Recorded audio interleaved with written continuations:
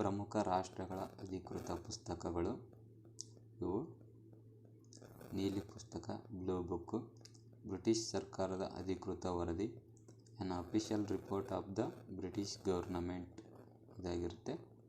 ನಂತರದ ಪುಸ್ತಕದ ಹೆಸರು ಹಸಿರು ಪುಸ್ತಕ, ಗ್ರೀನ್ ಬುಕ್. ಇದು ಇಟಲಿ ಮತ್ತು ಇರಾನ್ ದೇಶದ ಅಧಿಕೃತ ಪ್ರಕಟಣೆ, on official publication of Italy and Iran ಇದು. ನಂತರ ಕಿತ್ತಳೆ ಪುಸ್ತಕ, ಆರೆಂಜ್ ಬುಕ್, ನೆದರ್ಲ್ಯಾಂಡಿನ ಅಧಿಕೃತ ಪುಸ್ತಕ, ನೆದರ್ಲ್ಯಾಂಡ್ಸ್ ಅಫಿಷಿಯಲ್ ಬುಕ್ಸು. ನಂತರ ಹಳದಿ ಪುಸ್ತಕ, ಯೆಲ್ಲೋ ಬುಕ್. ಇದು ಫ್ರೆಂಚಿನ ಅಧಿಕೃತ ಪುಸ್ತಕ ಆಗಿರುತ್ತೆ, ಫ್ರೆಂಚ್ ಅಫಿಷಿಯಲ್ ಬುಕ್. ನಂತರ ಬೂದು ಪುಸ್ತಕ, ಗ್ರೇ ಬುಕ್. ಇದು ಜಪಾನ್ ಮತ್ತು ಬೆಲ್ಜಿಯಂ ಸರ್ಕಾರಗಳ ಅಧಿಕೃತ ವರದಿಯಾಗಿರುತ್ತೆ.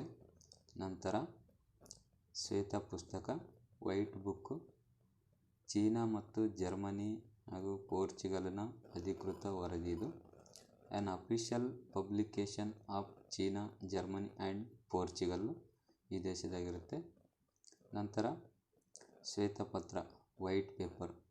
ಇದು ಒಂದು ನಿರ್ದಿಷ್ಟ ವಿಷಯದ ಬಗ್ಗೆ ಬ್ರಿಟನ್ ಮತ್ತು ಭಾರತ ಸರ್ಕಾರವು ಹೊರಡಿಸುವ ಅಧಿಕೃತ ಪತ್ರ ಇದಾಗಿರುತ್ತೆ, on official paper of the government of Britain and India on A particular issues. ನಂತರದ ಪುಸ್ತಕ ಜಂಟಿ ಪತ್ರ, ಇದು ಜಾಯಿಂಟ್ ಪೇಪರ್.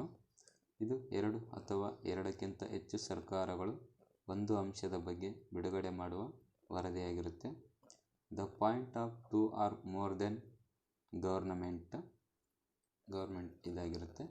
ಇನ್ನು ನಂತರ ಕೆಂಪು ದತ್ತಾಂಶ ಪುಸ್ತಕ, ರೀಡ್ ಡೇಟಾ ಬುಕ್. ಇದು Russian official book which contains list of species who continued existence is threatened.